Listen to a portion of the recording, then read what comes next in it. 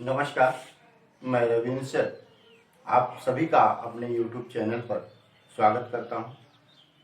आज के इस व्याख्यान में मैं लेकर के आया हूं कक्षा 10वीं CBSE बोर्ड में संचालित हो रहे पाठ्यक्रम में संचयन पुस्तक से मिथिलेश्वर जी की एक रचना हरिहर काका। इस कहानी के माध्यम से मिथिलेश्वर जी ने हरिहर काका के बारे में बताने का प्रयास जो किया है वह हमारे समाज में वर्तमान में ऐसी स्थितियां पाई जा रही हैं, उसी चीज को बाखूबी बयां किया है मिथिलेश्वर जी ने। तो आइए हम मिथिलेश्वर जी की रचना हरिहर काका के बारे में जानते हैं। ये है हरिहर काका। हरिहर काका यह रचना है मिथिलेश्वर जी की।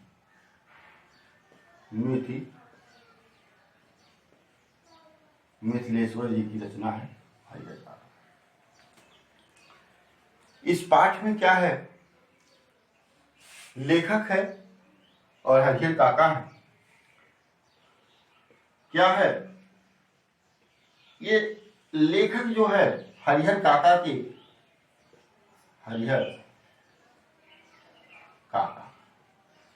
हरिहर काका के घर यह लेखक गया हुआ है एक दिन।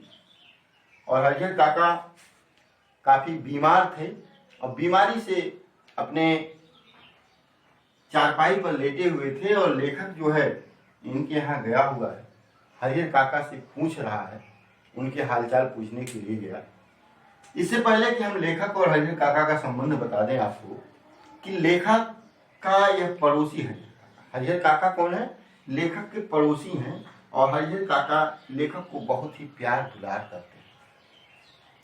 इसकी माँ बताती हैं इसको पीठ पर बैठा करके कभी खिलाया करते थे, हमेशा बहुत प्रेम से देखते थे, बहुत प्यार से इसके साथ रहते थे। धीरे धीरे लेखक जब बड़ा होता है तो लेखक कहता है कि हरिहर काका से मेरी दोस्ती हो गई। शायद हरिहर काका इस दिन का प्रतीक्षा कर रहे थे कि जब यह बड़ा होगा तो इसके साथ हम अपनी दोस्ती भी कर लेंगे। और जब ये लेखक हरिहर काका के यहाँ गया हुआ है, इनसे पूछता है कि क्या हालचाल है, तो हरिहर काका बस एक नजर देखते हैं और देखने के बाद फिर से मुंह फेर लेते हैं। लेखक इनकी बातों को तो नहीं सुनता है, कहने का मतलब हरिहर काका कुछ कहते तो नहीं है, लेकिन लेखक की नजर पूरी तरह से समझ जाती है कि क्या कहना चाहते हैं। इसके साथ ही एक चीज और हम आपको बता दें, जो हरिहर काका का यह हरिहर काका जिस गांव में रहते हैं वहां पर एक है ठाकुर बारी।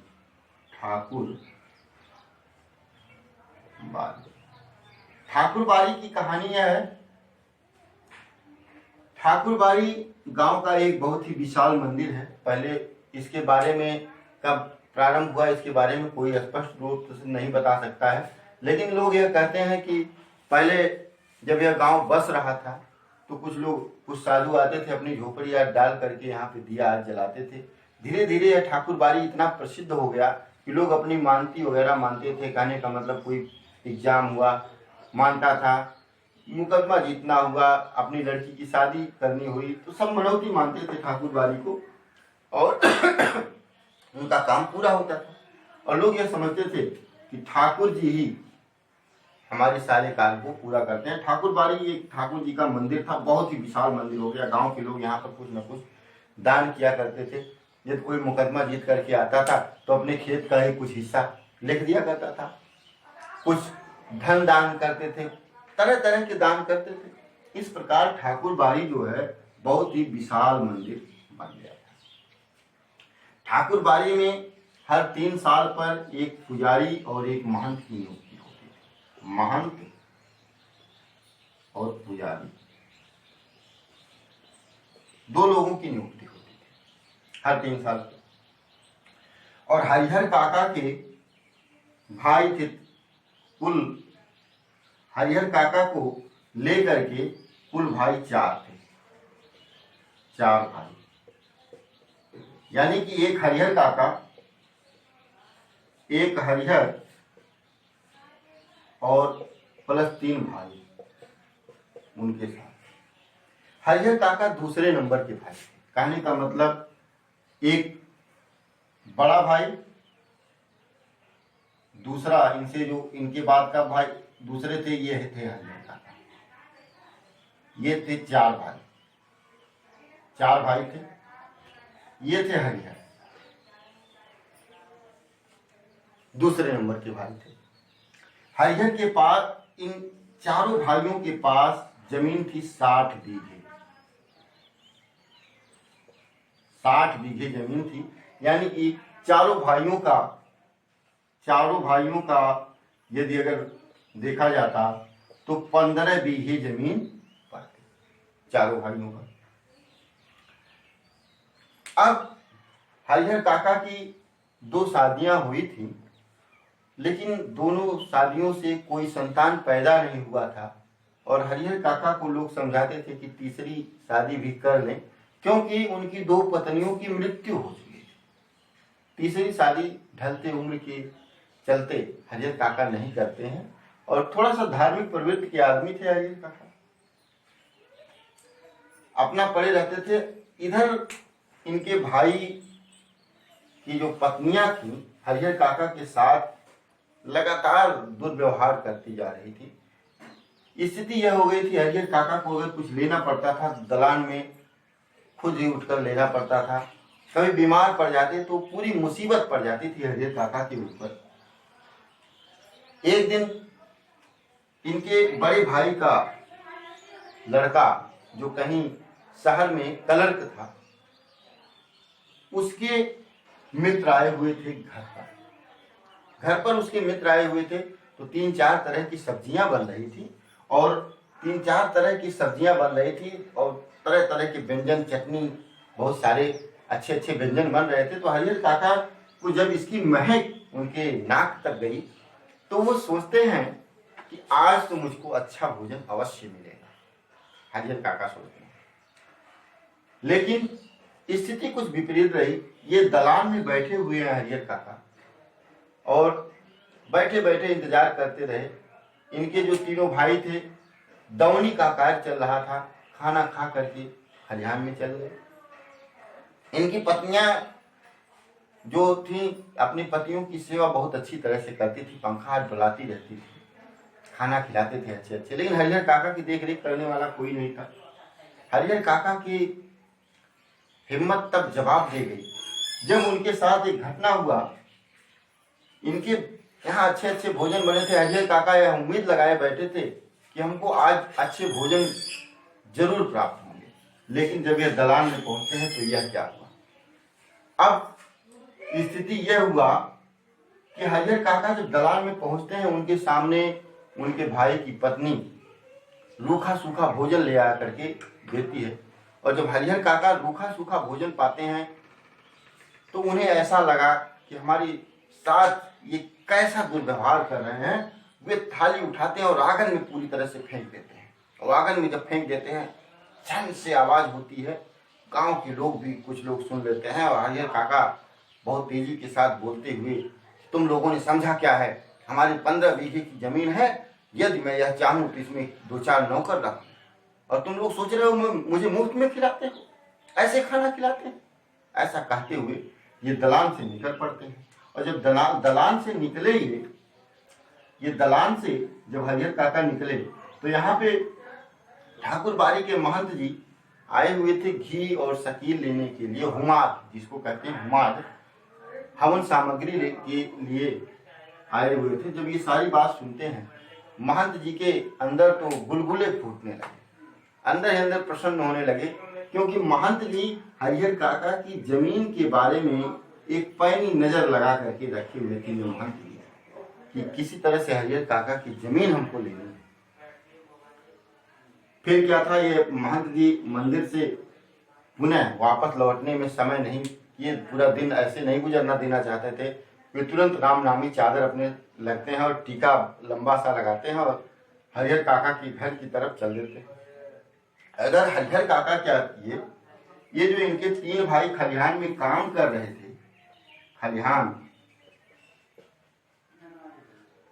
में जो हरिहर काका के भाई काम कर रहे थे, ये आ ही रहे थे कि तभी ठाकुर बाड़ी से इधर हरिहर काका पहुंचे हुए यहाँ पे, ठाकुर बाड़ी से यहाँ दलान पर जाने के लिए हरिहर काका के घर महंत जी पहुंच रहे हैं। रास्ते में भेंट हो जाती है। जब भेंट हुई तो हरिहर काका को महंत जी समझा बुझा करके खलिहान न जाने देकर ये कहाँ ले आते हैं, ठाकुर बाड़ी मंदिर में। ये था ठाकुर बाड़ी का मंदिर, ठाकुर बाड़ी।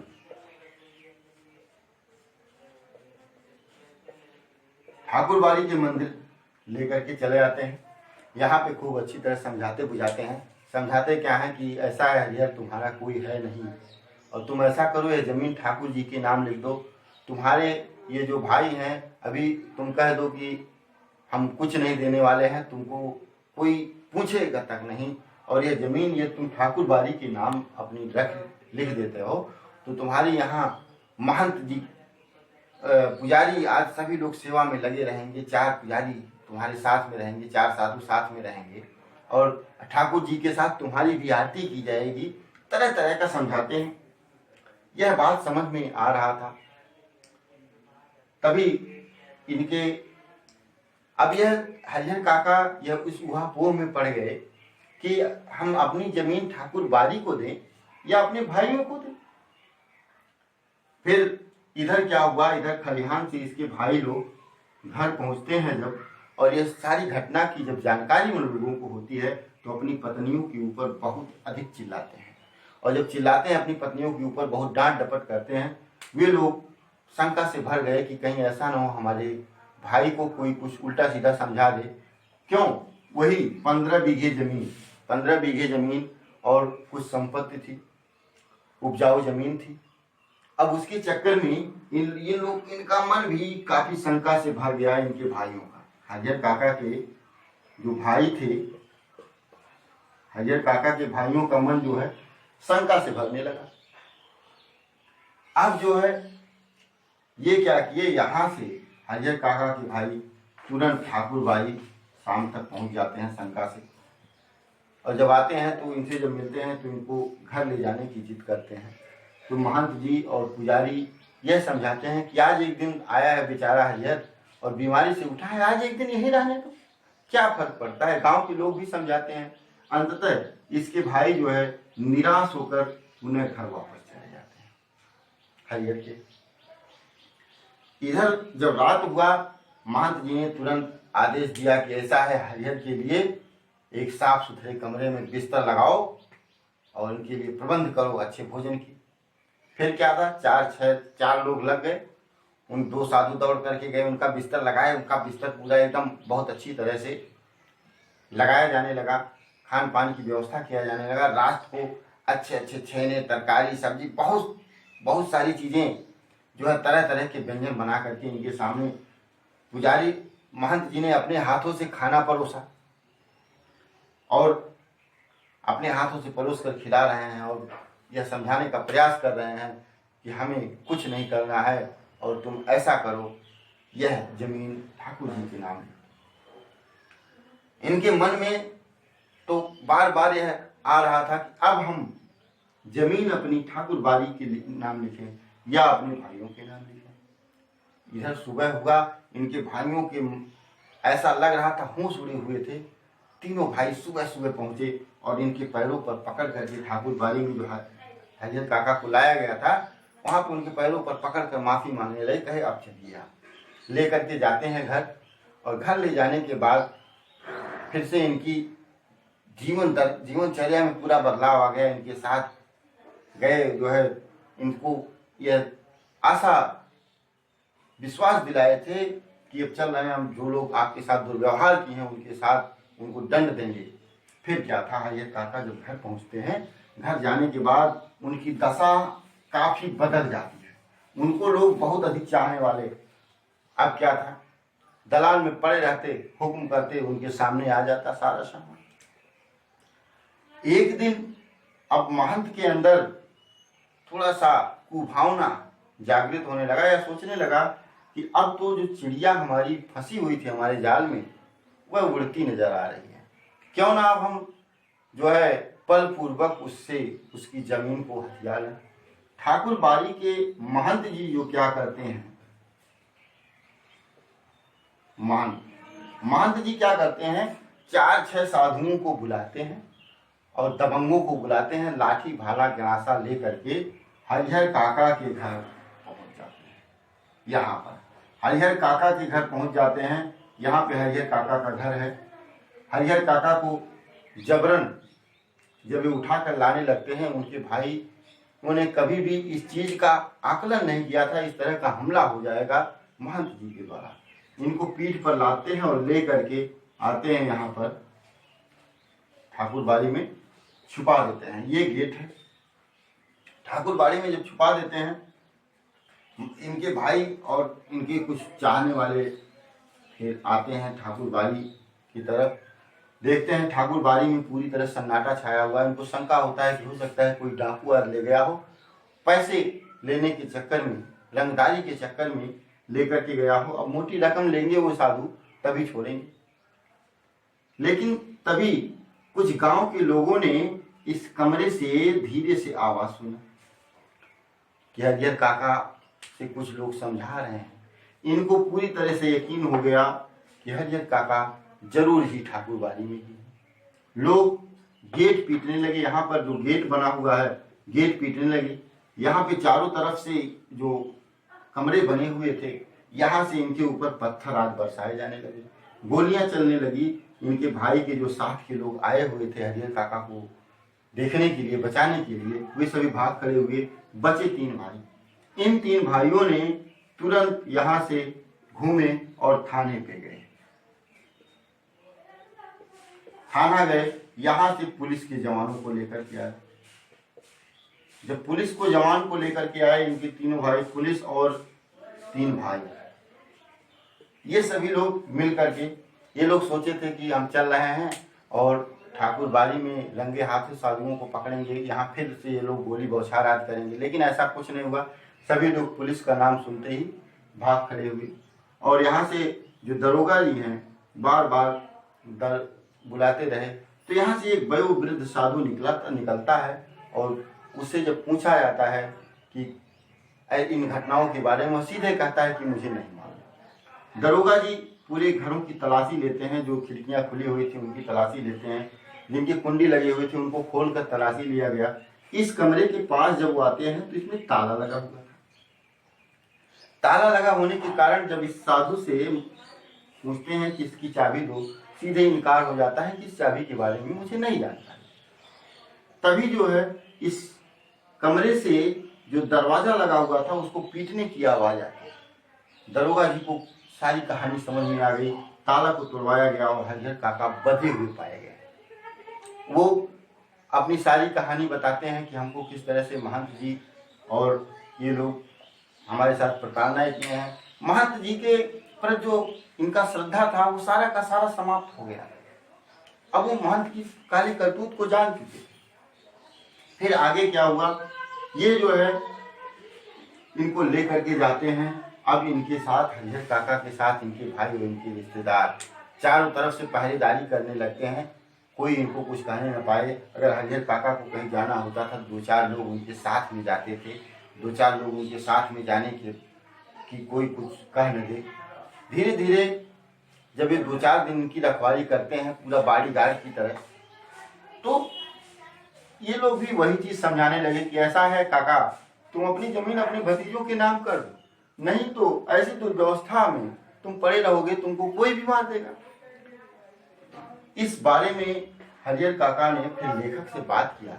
लेखक ने इनको समझाया कि ऐसा है, जो लोग भी इस तरह का काम किए हैं वो बहुत ही दुर्गत से जिए हैं और ऐसा करने लायक नहीं। हरिहर काका तो अनपढ़ थे, इस चीज को वे अच्छी तरह से समझ गए कि मुझे, अगर मैंने अपनी जमीन अपने भाइयों को दे दिया तो मुझे कोई पूछने वाला नहीं होगा। बाहरी वातावरण से पूरी तरह से अनपढ़ होते हुए वाकिफ हो गए। अब वो पूरी तरह से जान गए थे कि अब यदि हमने अपनी जमीन को किसी को भी दिया तो हमारे साथ दुर्गति होगी। कई लोगों को इन्होंने सोचा, अपने गांव में इनके साथ कई लोगों के साथ ऐसा हुआ था। ये जो है, एक दिन तो उनके भाइयों का भी गुस्सा फूट पड़ा और ये लोग क्या किए, हरिहर काका को जबरन मारने पीटने लगे और यह कहने लगे कि अपना खेत, पूरी जायदाद तुम हमारे नाम कर दो, अन्यथा तुमको नहीं मार डालेंगे। हरिहर काका को एक बात याद आई। उनके गांव का एक रमेश्वर नाम का व्यक्ति था, उसकी मृत्यु हो चुकी थी। उसकी पत्नी थी जो विधवा, पति की मृत्यु के बाद जो पत्नी बचती है उसको विधवा कहा जाता है। उसने यही कहानी किया था, उसको बहला फुसला कर लोग उसकी जमीन लिखवा लिए थे, लेकिन बाद में उसको, उसकी बहुत ही दुर्गति हुई थी। लोग उसकी कहानी को देखकर सिहर जाते थे, उनको बार बार याद आता था। हरिहर काका कहने लगे कि तुम लोग मुझको भले ही मार दो, मैं कतई नहीं तुम लोगों को लिखूंगा। मार दोगे, एक बार में मर जाऊंगा, लेकिन मैं जमीन नहीं लिखूंगा। रमेश्वर की विधवा की तरह मैं जिंदगी नहीं जीना चाहता। ये लोग फिर मारने पीटने पर जब उतारू हो गए, हरिहर काका दलान से भागकर गांव में जाना चाहते थे। इनको जबरदस्ती पकड़ लिया गया था। फिर ये चिल्लाने लगे और जब चिल्लाने लगे तो चिल्लाते समय लोगों ने सुना है, और जो लोगों ने सुना तब उस समय कुछ लोग जो है महंत जी को भी यह सूचना दे देते हैं। महंत जी को सूचना देने के पश्चात महंत जी ने देर नहीं किया और पुलिस को लेकर के आधम के वहां पे छुड़ाया गया। और इसके साथ ही अब जो है महंत जी और हरिहर काका के भाई यह सोचने लगे कि कहीं ऐसा ना हो कि महंत जी हरिहर काका की जमीन ले लें, या ठाकुर, ये महंत जी सोचते थे हरिहर के भाई न ले लें। सारी कहानी फिर हरिहर काका अपने भाइयों की भी बताते हैं, अपनी रिपोर्ट लिखवाते हैं। अब दोनों लोग नेपथ्य में रह करके पुलिस की पैरवी किए। पुलिस की पैरवी करने के बाद हरिहर काका को आज के समय में 4 जवान मिल चुके हैं और चारों जवान उनकी रक्षा करते हैं, हमेशा उनके बॉडीगार्ड की तरह रहते हैं। गांव में ही एक बुट्टन सिंह नामक आदमी है, वह जो है इनके भाइयों से तय कर लेता है कि 5 बीघे जमीन यदि हमको आप लोग दोगे तो आप लोगों को मैं हरिहर से यह जमीन हड़प करके दे दूंगा। ऐसी स्थिति में अब जब बुट्टन सिंह भी इनसे हरिहर काका से बात करता है तो हरिहर काका साफ इनकार होते हैं। गांव में एक राजनीतिक व्यक्ति हैं, जो वह व्यक्ति थोड़ा नेता टाइप के हैं, हरिहर काका से बात करते हैं।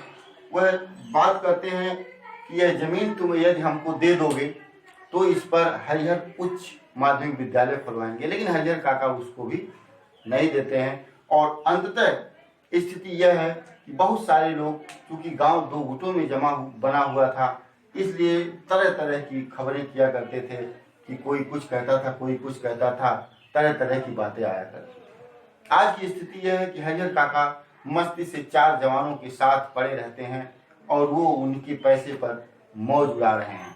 ये था कहानी का सारांश। तो हरिहर काका कहानी से आपको क्या शिक्षा मिलती है, आप एक नोट बनाएं अवश्य। यदि हरिहर काका के समान परिस्थिति आपके साथ हो तो आप क्या करेंगे,